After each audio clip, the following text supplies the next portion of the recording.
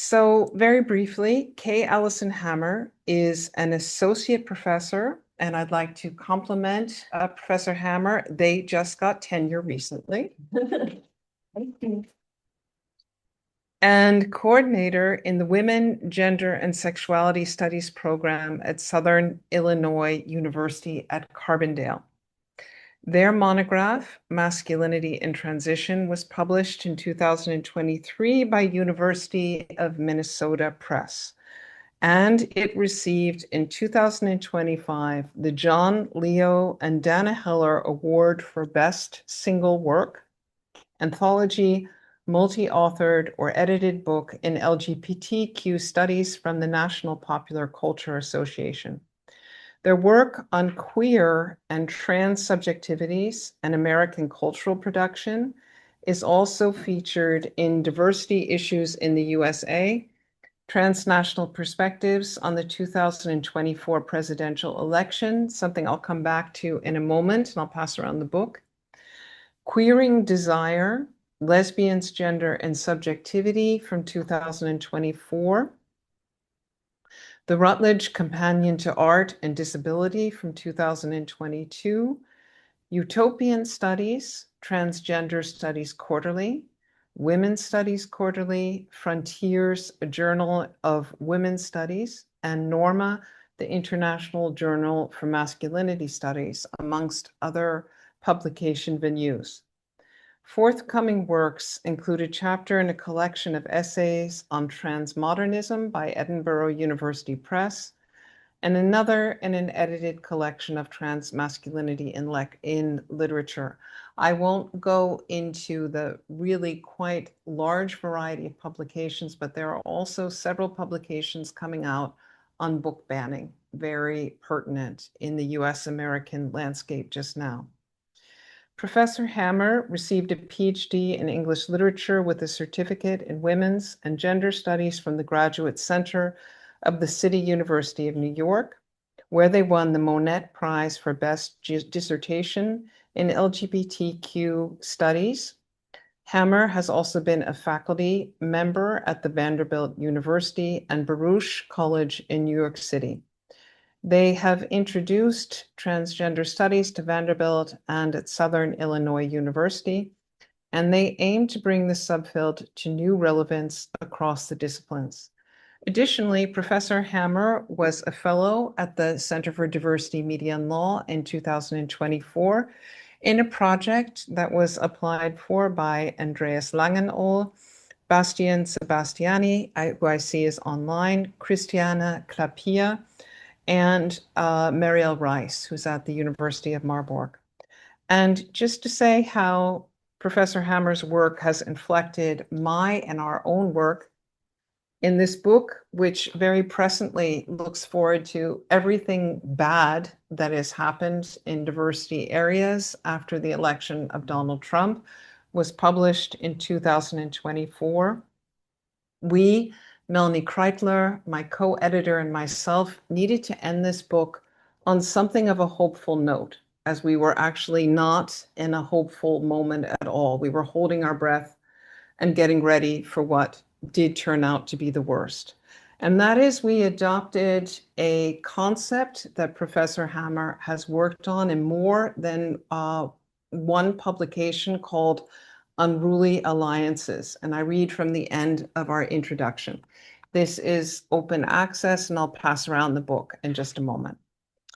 We end this introduction by advocating for what Kay Allison Hammer has termed unruly alliances between unlike persons and groups that do not rely on the tropes of familial and erotic relationships.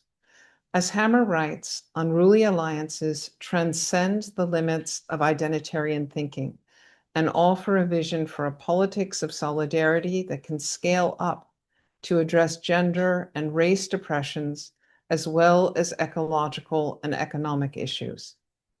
In a later text, Professor Hammer expands on this idea.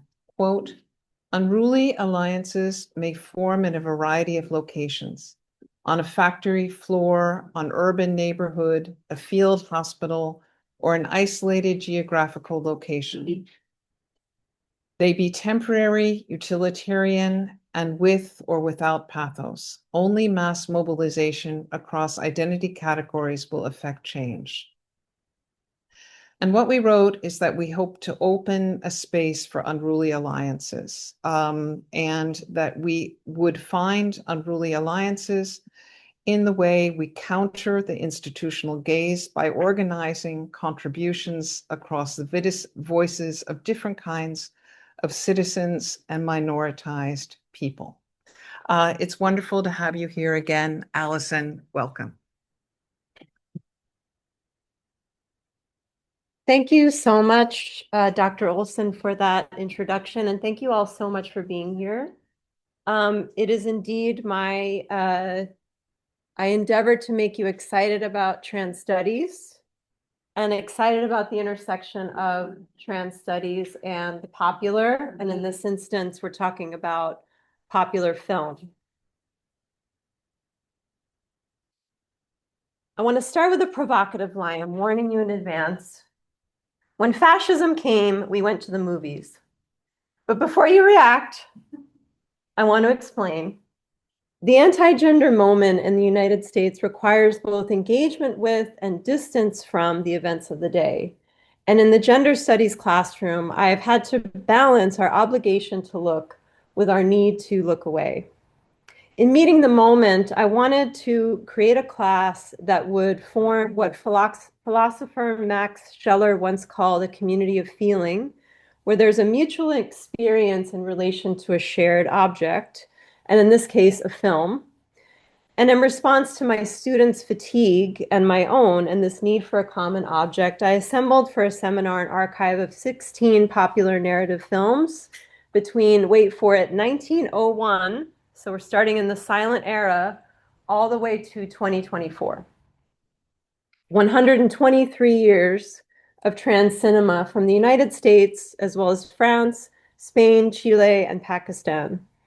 And as a class, we really return to the question, historically, how did dehumanizing representations of trans people clear the path for dehumanization as policy?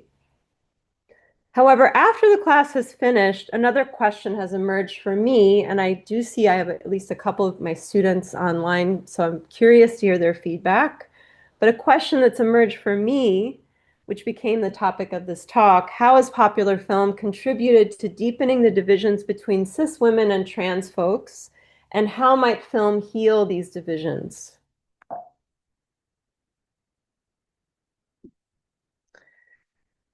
This question led me to a living thesis, something that I'm working on. In this anti-gender moment, cis women and trans folks face shared structural threats. In response, this lecture argues for trans feminist solidarity built through unruly alliances, which Dr. Olson just introduced us to, as a vital response, and for popular cinema as an unexpected site where such alliances can be cultivated in the college classroom. Popular film has historically foreclosed solidarity between trans and cis characters, but there is a counter archive within, and here it's comprised of 4 ensemble films premiering between the years 1982 and 2023, which invert the usual narrative progression wherein an abject trans character is saved by a sympathetic cis person. Instead, a community forms around and through the trans character in these ensemble films, which I will show is what trans feminism looks like on screen. The ensemble is an essential element, and here I'm extending an argument I made in Masculinity in Transition in regard to feminist Westerns. The assembly of unruly alliances in the form of an ensemble must be present for the film to constitute a trans feminist response. Additionally, the space of the classroom as mock movie theater allowed for proximity that is otherwise not likely between trans and cis women, providing opportunities for affective encounters that could unsettle the we versus them divide, which, as maybe some of you have heard, we're struggling with a little bit in the US right now, the we them divide. To really unsettle this in the classroom, as feminist theorist Sarah Ahmed observes, emotions respond to the proximity of others. The classroom can become, in this way, a small-scale laboratory for the solidarities our political moment demands.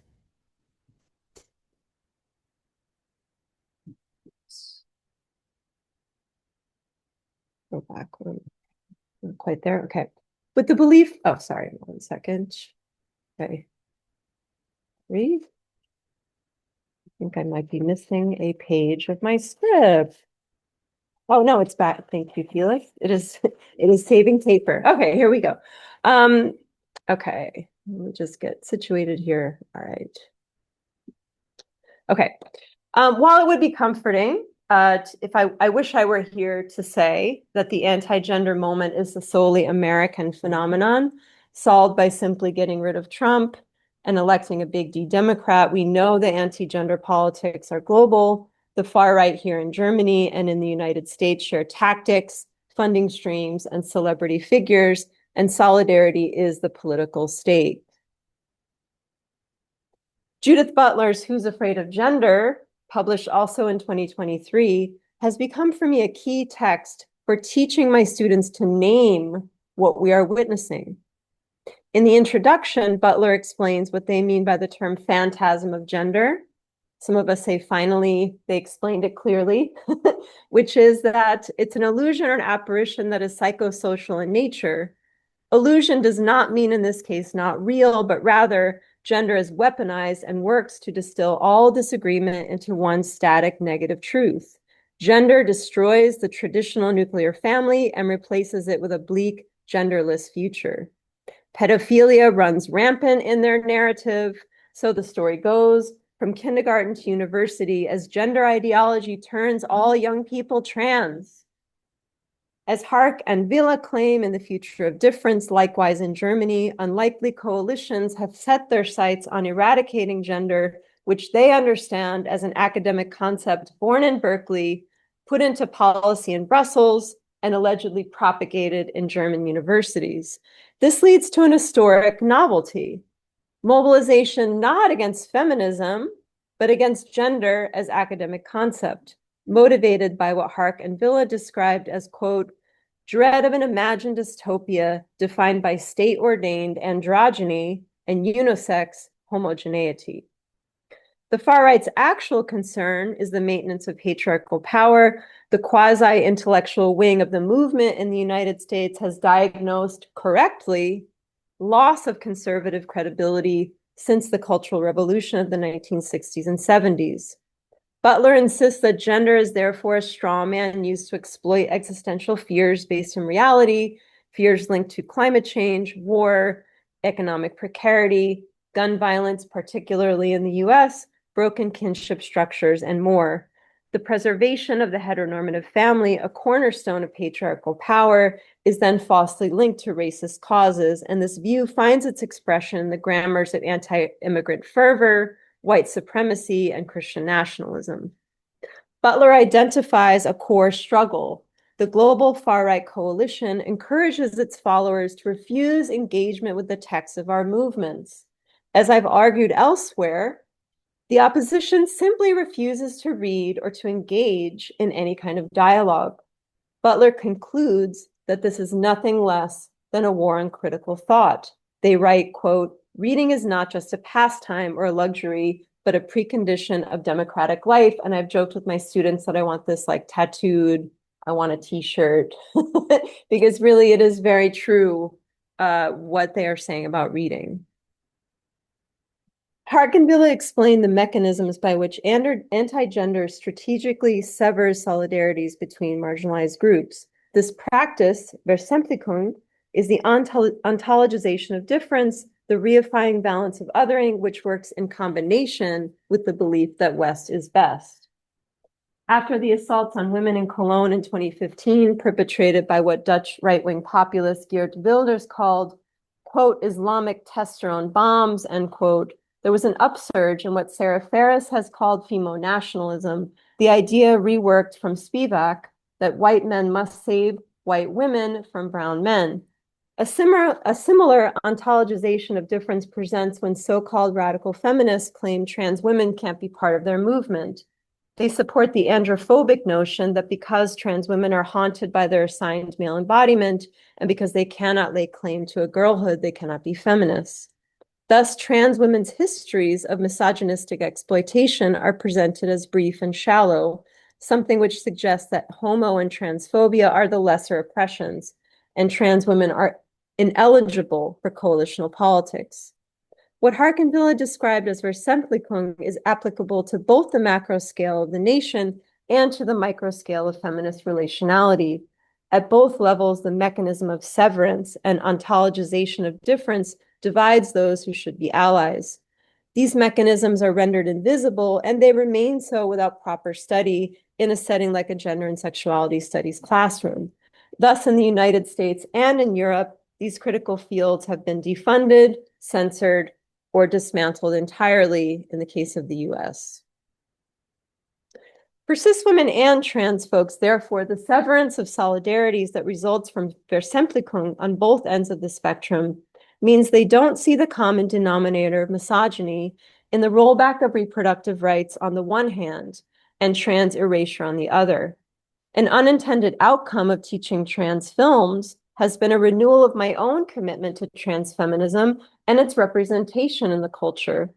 And I observed two interrelated things after studying this archive. First, there's a thread of utopian possibility in a trans feminist counter archive, which my students and I discovered together, and a serious lack of trans masculinity representation, which will be the subject of an upcoming talk, which you're all invited to, on the future of trans masculinity beyond the manosphere, which will take place here on May 28th and in Berlin on June 2nd. At the outset, I want to caution, of course, that the class that I taught was one unique situation, but I believe that it revealed something theorizable. I noticed a persistent asymmetry in the reactions of trans and cis students, especially when we entered the 1990s, the beginning of queer cultural politics, and the revitalization and expansion of the transgender movement in tandem with third wave feminism, which focused on dismantling power relations rather than asserting what is so-called good, true, and natural. Films began to plead for the humanization of trans people, often through depictions of suffering. Trans students identified directly, as evidenced by a non-binary student who wrote on Elaine Berliner's 1997 film, Ma Vie en Rose, quote, "For me, as a non-binary person, I definitely felt seen and understood by this film in a way I hadn't yet felt seen and understood in the other films. It was actually one of the best film experiences I've ever had in looking at the coming of age story. I felt understood and a part of, even if it was painful at times." Cis students did not generally relate directly, which meant their responses were very concerned but more detached, even though misogyny and the policing of gender is a common denominator that should link them together. As one student wrote, quote, "Bathroom bills, legislation attempts, transgender athlete conversations, and especially the campaigns to end access to gender-affirming care for children, these are all violences being acted upon children while we all watch. Here, the trans child is clearly an other, an object, rather than someone with whom to identify. In addition to the written reflections, the reactions in class were also revealing, if only in retrospect. While trans students were visibly emotional after watching Ma Vie en Rose, for example, their investment revealed by tears or anger, cis students were not as visibly emotional." Okay, so this is the archive. These are the films that we watched. And I do not intend to suggest at all that what I'm citing here indicates an individual failing on the part of any student. So it's not about individual failing, but rather a consequence of a repeated narratological pattern in the films in which an isolated protagonist suffers transphobic abuses at the hands of, insert here, ex-boyfriend, ex-wife, mother, therapist, etc., and is saved by a more sympathetic character, sometimes the abuser who has changed their perspective and become more sympathetic. Trans students had intense emotional reactions to these plots, and also we need to take into account the anti-gender moment context I presented earlier. On the whole, they rejected the idea, however, that empathy generated through film could succeed in fueling societal transformation. Instead, they demonstrated an acute awareness of their own precarity and of the need for community making forged through survival. In class, there was not a sort of display of emotion that was very recognizable until we watched Saim Sadiq's 2022 film Joyland. And this film was the one that showed me how marginality in another global context can open a doorway to recognizing marginality at home. And this is particularly true as what I've called techno-totalitarianism accelerates in the United States. As Sarah Ahmed conveys, empathy can actually reinforce rather than dissolve the subject-object relation. When encounters with difference are set up to be consumptive rather than transformative, a stranger fetishism results. For this reason, the class as a whole agreed that these popular films were made with a cis, not a trans audience in mind. Through the singular, often pitiful, always derided trans character, viewers were disciplined into empathizing with an object, the trans person, instead of identifying with a subject. More recent films were indeed less problematic, yet we did not identify an upward trajectory wherein representation just gets better and better over time. We more kind of notice peaks and valleys. So while the recent films were less problematic, the default pattern was still visible. Trans cinema often repeats the story of the plight of a single character disconnected from the larger dynamics wherein solidarities are forged.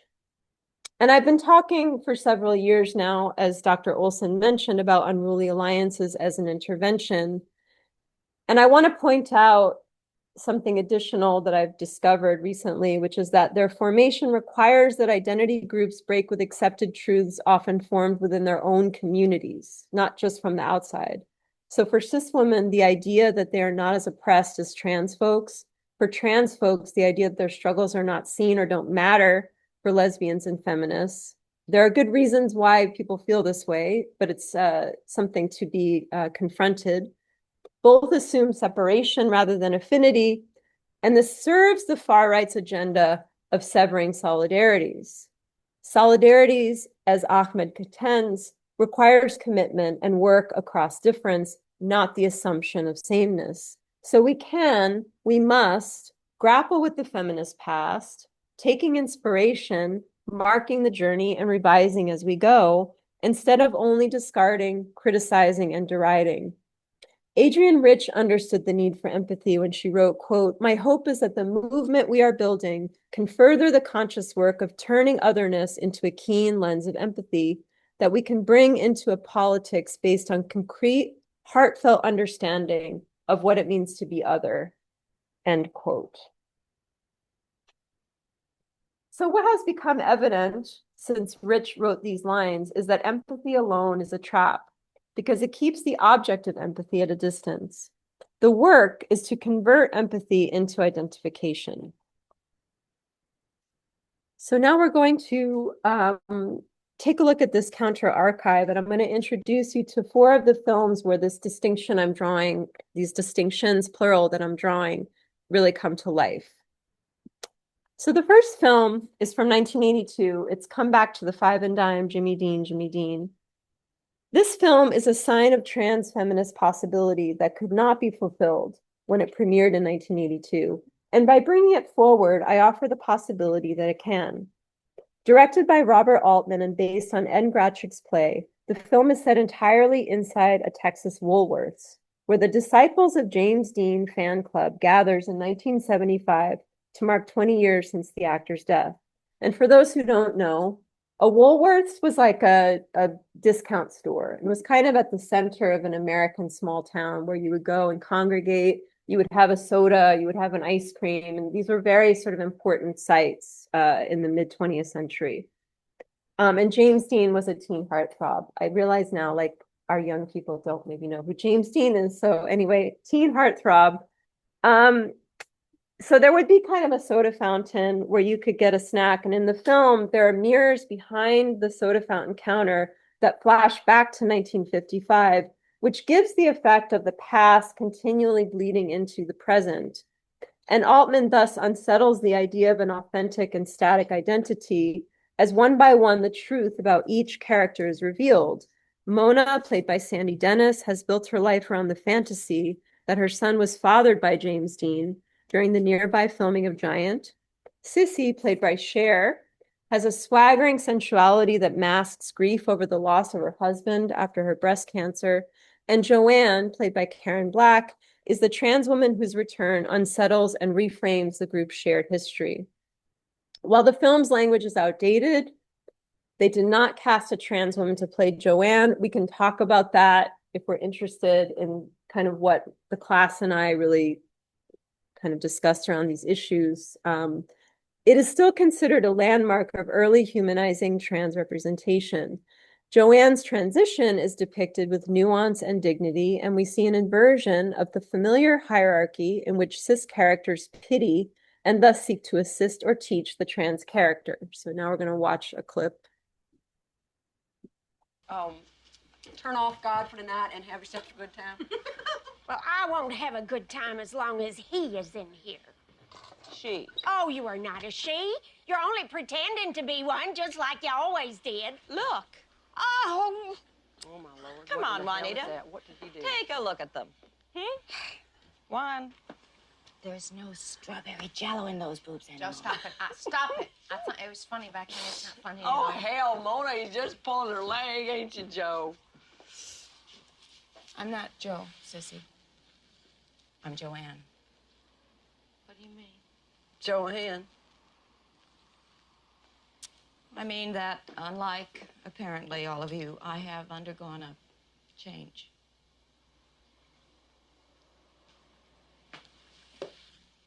You mean that all of this is for real? Holy shit. No, please.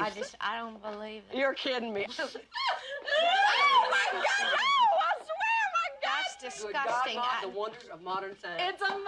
That's really a disgusting I thing to do. cannot believe this. You're kidding. Holy shit, I've seen things like you on the TV before, but I never saw one at real close. You're just one of them perverts. That's what you are. Well, that's what you always thought I was, Juanita. Time sure does play crazy tricks on you. Well, Joe, how long have you been this way? 13 years come January. My mama died, you know. And she left a bundle of insurance money, and with it I became what she really wanted all along. Ironic, don't you think? Just makes me sick to my stomach, this one.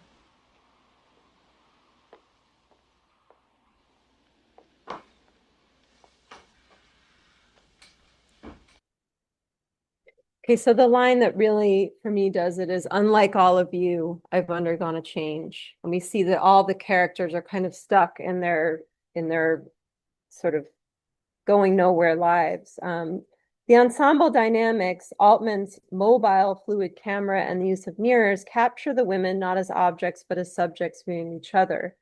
Here, unruly alliances coalesce around a common object, in this case, heartthrob James Dean, and a common location, which is the Five and Dime. In a major reversal, however, Joanne becomes the truth teller, the first proto-transfeminist heroine who spurs growth in her cis women friends stuck in a declining small town. Meanwhile, Joanne's iconic yellow Porsche indicates her upward mobility.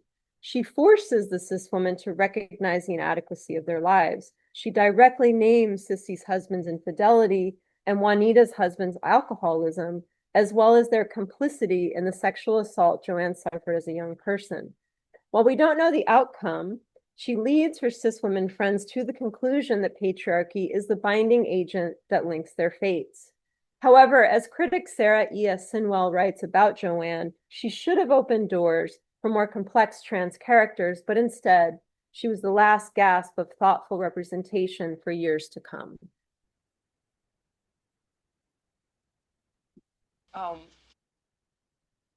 Almodovar's well-known melodrama opens with a devastating loss. Manuela, played by Cecilia Roth, a Madrid transplant coordinator, watches her teenage son Esteban die after he is struck by a car while chasing an autograph from stage actress Huma Rojo. A grief-stricken Manuela travels to Barcelona in search of the boy's parent, Lola, a trans woman dying of AIDS. There, she reconnects with Agrado, the vivacious, self-assured trans woman played by a cis actor, Antonia San Juan, and she befriends Sister Rosa, played by Penelope Cruz, a pregnant nun also carrying Lola's child. Structured around motifs from A Streetcar Named Desire and All About Eve, the film celebrates feminine and queer kinship, the blurred line between performance and authenticity, and motherhood as a chosen expansive role. Agrado, like Joanne, is a proto-transfeminist heroine who takes on a pedagogical role. And now we're going to watch this clip. Causas ajenas a su voluntad, dos de las actrices que diariamente triunfan sobre este escenario hoy no pueden estar aquí. Pobrecilla. Así que se suspende la función. A los que quieran se les devolverá el dinero de la entrada, pero a los que no tengan nada mejor que hacer, y para una vez que venía al teatro, es una pena que os vayáis. Si os quedáis, yo prometo entreteneros contando la historia de mi vida. Adiós, lo siento, ¿eh? Si les aburro, hagan como que roncan, así. Yo me cosco enseguida y para nada eres mi sensibilidad, ¿eh? De verdad. Me llaman la agrado, porque toda mi vida solo he pretendido hacerle la vida agradable a los demás. Además de agradable, soy muy auténtica. Miren qué cuerpo. Todo hecho a medida. Rasgado de ojos, 80.000. Nariz, 200. Tiras a la basura porque un año después me la pusieron así de otro palizón. Ya sé que me da mucha personalidad, pero si llego a saberlo, no me la toco. Continúo. Teta, 2, porque no soy ningún monstruo. 70 cada una. Pero estas las tengo ya súper amortizadas. Silicona en... ¿Dónde? Labio, frente, pómulo, cadera y culo. El litro cuesta unas 100.000, así que echa las cuentas porque yo ya la he perdido.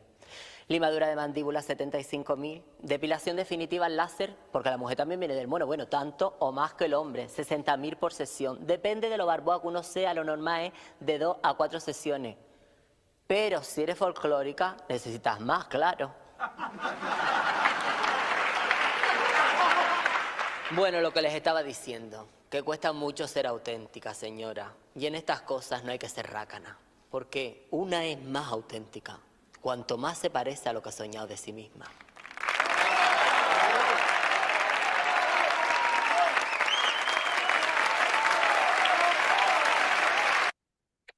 In All About My Mother, the shared objects are books and films, the Tennessee Williams Southern Gothic lineage that singles an awareness of historical questionings of rigid definitions of gender, as well as shared identity work among diverse groups of women. For example, in the beginning of the film, before we even meet Agrado, there is a brief reference to Truman Capote's Music for Chameleons, in which he divulged his secret desire to have been born a girl. Unlike Rainer Werner Fassbinder's 1978 film In a Year of 13 Moons, or even Jane Schoenbrun's 2024 film I Saw the TV Glow, there is no isolated trans protagonist. The ensemble becomes not just a stylistic choice, but a formal precondition of solidarity.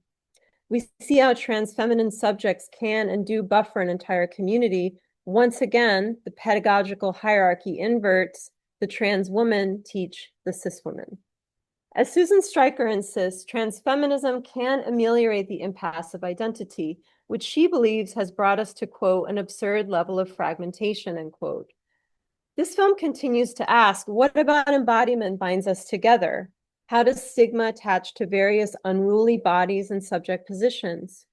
Here, trans is capacious, the way I'm kind of always arguing that it should be, as it detaches from particular identity, becoming in effect Stryker's, quote, analytical workhorse for pulling down the patriarchy, end quote. In the next two films, we take a turn toward what failed transfeminism looks like, and I wonder if it's a coincidence we're moving closer to the present.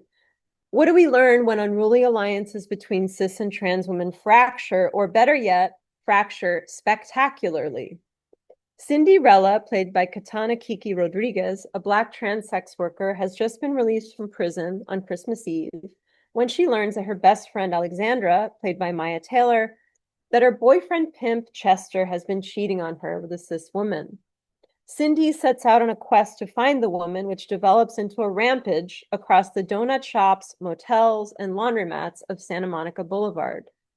Her self-involved search for revenge interweaves with Alexandra's lonely preparation for an open mic cabaret and the parallel story of Razmik, an Armenian cab driver whose holiday is upended when his attraction to trans women and his history of hiring sex workers is revealed to his family. The film was famously shot entirely on 3 iPhone 5s with anamorphic adapters. Play a clip here.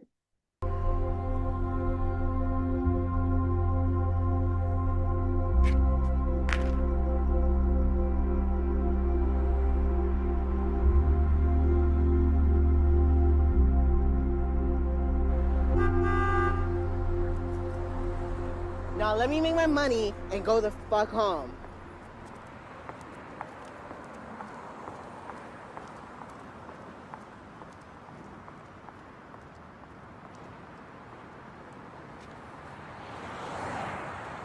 Hi.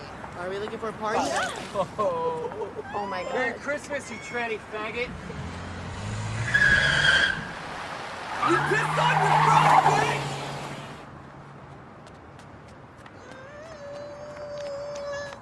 Oh my god, you're fucking piss on me. Look. It's in my mouth. Look at the fucking hair. I don't have no fucking money for new hair.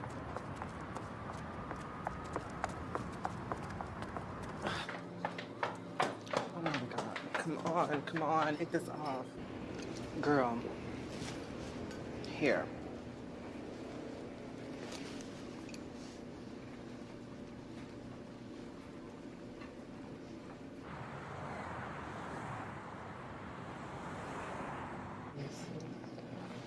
Oh, girl. Pull that down. Probably we'll just be ball together. This hair actually looks good on you. Now, as for me,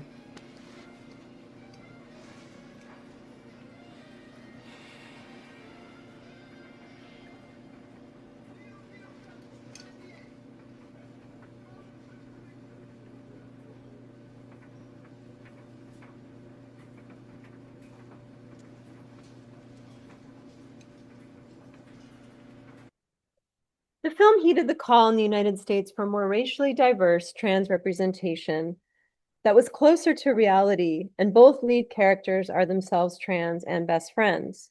While the film captures lower life chances for trans women and ultimately exposure to death, it avoids the trap of utter tragedy and the trope of transness as abjection. It foreshadows the antagonism that would continue to fracture trans cis solidarity in our anti-gender moment. Cindy and the white cis woman Dinah, whom you saw sitting on the sidewalk kicking off her shoe in the beginning, are at each other's throats over Chester, but both are clearly trapped in the same patriarchal economy. The film's conclusion compels me to ask, what if they had united against him? Ultimately, they didn't. And as with the previous films, it is the trans women who fare better because they've learned to take care of each other. But even this mutual aid does not arrive without conflict. Cindy and Alexandra are also pulled apart by Chester, as you saw at the beginning, who slept with both of them, it turns out. As Ahmed has taught us, anger can spill sideways.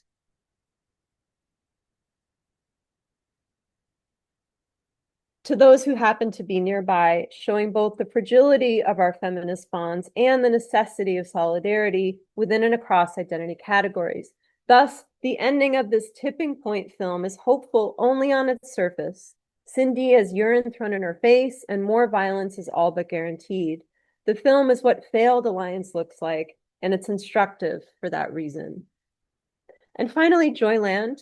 Saeem Sadiq's debut feature, Joyland, unfolds inside a multi-generational household in Lahore, Pakistan, ruled by an ailing patriarch. Hadia, the effeminate, unemployed younger son, secretly takes work as a backup dancer at an erotic theater where he becomes drawn to Biba, played by Alina Khan, an ambitious trans performer fighting for top billing in a male-dominated industry. As Hadia's marriage to the educated, restless Mumtaz, played by Rasti Farouk, buckles under the family's demands for fertility and male authority, the film traces how patriarchy wounds everyone it touches. It was the first Pakistani film to premiere at Cannes and Pakistan's first Oscar submission, as well as a prime example of emergent queer Muslim cinema. So I'm going to play the clip now. अस्सलामुअलैकुम। वालेकुम सलाम। क्या हाल है पापा जी? ठीक। मुमताज किधर है? उधर बैठी। अब भी नजर नहीं आता।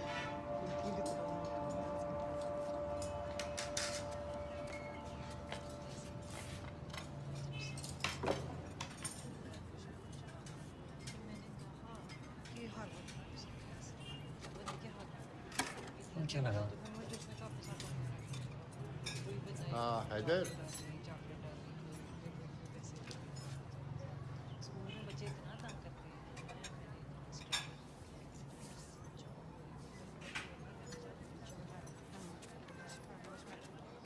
हमारे बर्थडे पे तो इतना बड़ा केक नहीं आया क्योंकि आप 70 इयर्स की नहीं हुई ना। जब आप 70 इयर्स की होगी तो आपके लिए भी आ जाए। चल भाग जा यहाँ। चल चल। मुमताज को देखो कितना ग्लो आया। वैसे तो बच्चे अपनी मर्जी के, लेकिन मैं तो यही कहूंगी दूसरा बच्चा भी जल्दी हो जाए। हाँ, सारी चीजें और कपड़े इस्तेमाल हो जाते हैं दोबारा। सोचो अगले साल अगर अल्लाह ने फिर बेबी गर्ल दे दी तो? ना करे। क्यों भाई, ऐसा क्यों कह रही हो? पहली बार में इतना लकी हो गया ना, बेबी बॉय है तो दूसरे बेबी का क्या करना? मेहमानों के लिए चाय का पानी तो रख दो। मैं रखती हूँ। केक देख लेना, केक कितना अच्छा है। हाँ, तुम्हारी चॉइस बहुत अच्छी है।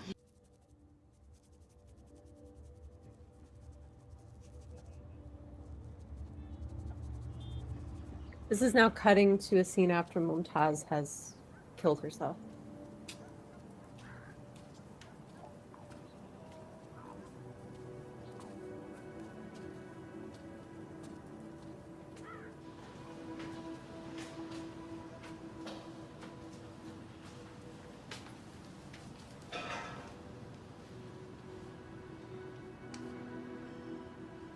अस्सलाम वालेकुम।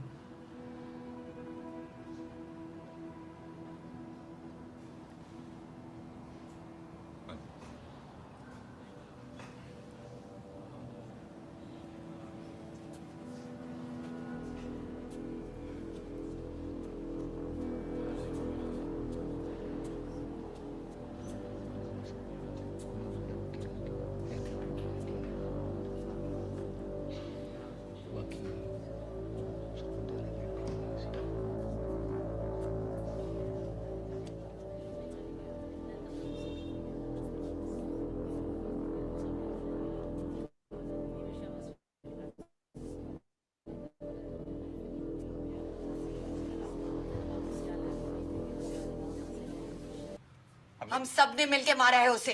हम सबने किया, पागल हो गई है। हाँ, पागल हो गई। भाग रही थी वो, मैंने रोका उसे, तो मैंने भी किया है। और ये जो यहाँ मुंह लटका के खड़ा हुआ है ना, इसने भी किया है। हम सब ने मारे। हमसे बात कर। नहीं करनी मुझे आराम से बात। छोड़ दे मुझे। अच्छा ना। मर गई है वो, सलीम मर गई है। हाँ। ये देख मेरे हाथ, बख्श दे उसे। मर गई है। चुप कर जा। छोड़ दे मुझे। रो रहे हैं इस वक्त। हाँ? मैयत वाला घर है, सब लोग। मैयत वाला घर है तो तुम लोग जानो ना। मार दिया हम सबने मिलके उसे। बस कर दो, अपना मुंह बंद कर दो। छोड़ो मुझे। पागल समझा हुआ है। कहते क्या हुआ है? For once, the tragedy does not center on the trans character. It centers on the cis woman, Mumtaz, her suicide, and Hadir's inability to come out as queer and confront his father. This was the moment of what Ahmed calls the feminist snap. After the screening, I turned on the overhead lights in my classroom and saw the cis women in my class openly weeping as identification broke through. Others looked completely blank. It was one of the most powerful teaching moments I have ever had. Something had shifted. And because this came near the end of our archive, it represented a potential I was not quite able to harness. However, the cis students had much to say in their weekly reflections. Quote, "The hyper-conservative and hyper-Christian moment we are in made the experience of Mumtaz losing her freedoms and with it her happiness gut-wrenching. Women in the United States are under attack by political leaders to essentially become traditional wives. The more affected I was, the easier it was to feel for the character in the film, especially the women. The film does a number of things at once that confirm its contributions to global queer and trans cinema. Because of the trad wife aesthetic, which I'm sure a lot of you have heard about in the US, maybe here too, the religiosity, the patriarchal rollback, the students saw themselves in Mumtaz. The cis-trans asymmetry now tilted in the other direction. It was marginality in a Muslim elsewhere that led to recognition at home. In the US, it is no longer plausible to see our country, in Adorno's words, as either positive or as, quote, the measure of everything else, end quote. This film has a lot of potential to create dialogue in European classrooms as well. Following Afia Sherbano Zia, the film refuses the demand that feminists be silent about patriarchal violence anywhere in the world in order to avoid, quote, washing our dirty laundry in the eyes of the West, end quote. At the same time, in the blue state where I am situated, we are watching our rights disappear with less fanfare than one would hope for, and the plodding forward with a business as usual mentality that is its own kind of coping.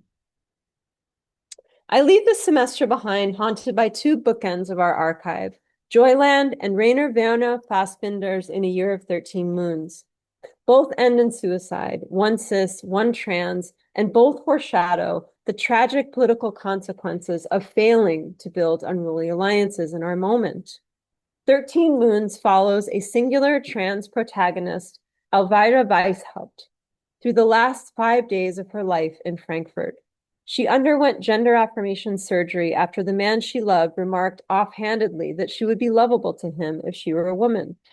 As she revisits the people from her past, her ex-wife, her daughter, the cruel beloved, the slaughterhouse where she once worked, each rejects her in turn.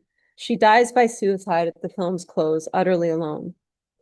Fassbinder depicts trans womanhood as terminal objection, made unbearable by the fact that not one figure from her past can hold her in her despair. Mumtaz dies by suicide inside the confines of a heteronormative and patriarchal family structure. While 13 Moons falls into the traps alluded to throughout this presentation, these bookends are shouting to us. Trans women and cis women are co-victims of misogyny. Both women feel its constriction so acutely that relief can only be found through ending their lives. On an intellectual level, my students and I knew this, and yet an asymmetry persisted, which cannot be blamed on individual viewers. However, I must say that I leave this archive more terrified for cis women than for trans folks. A cis student put it so beautifully in regard to Mumtaz, quote, as the audience, we can only be in her space, sharing in her pain, yet cannot give her the attention she wants, which forces us to take part in her undoing, end quote. Biba's appearance at Mumtaz's funeral was, in the words of another student, a trans feminist moment. We feel that Biba is going to be okay, as trans women have been forging their own communities, their own paths to survival for a century. But the taproot of misogyny will still remain rooted, likewise if trans students don't follow Biba's lead. The same distance I observed in cis students with regard to trans characters also occurred in the reverse. Trans must become the analytical workhorse it was destined to be, highly capable of pulling down the patriarchy piece by piece by calling attention to the myriad contradictions in how we think gender, sex, and sexuality. Ultimately, it is a combination of anger and wonder that will help us to form a new trans feminism, one that includes all who join us on what Ahmed calls the clumsy, bumpy ride to equality. Anger can motivate us into action. As she writes in The Cultural Politics of Emotion, quote, if anger pricks our skin, if it makes us shudder, sweat, and tremble, then it might just shudder us into new ways of being. It might just enable us to inhabit a different kind of skin, even if that skin remains marked or scarred by that which we are against. And of course, Audre Lorde, whose whole life is a testament to the productive uses of anger. Anger, she believed, is, quote, loaded with both information and energy. In the classroom, the archive provided us with an outlet for our anger. It demanded of us that we get angry together. The class also became a community besieged on all sides, a place to cry, for sure, but also to be outraged. The films watched together help us to become more embodied at a time when there's a lot of anger, but not always a definite object, or the reverse, sometimes too many definite objects. Being embodied also opened space for wonder. The films allowed us to see the world as made and therefore as makeable. Solidarity doesn't assume or require that our struggles or our pains be exactly the same, or even that our visions of the future align perfectly. Unruly alliances is the term that names the imperfection I'm looking for. However, solidarity does require commitment, work, and the deep realization that regardless of our differences, as Ahmed concludes, we do live on common ground. Thinking with Hark and Villa, both the detoxification of feminism in terms of racism and the cultivation of global transfeminist solidarity begin with recognizing common struggle. And to anyone who's here, I want to thank my class because they really made this semester survivable for me, certainly. And just want to say that this is what I can do in our anti-gender moment. This is my praxis and my protest. Thank you for listening.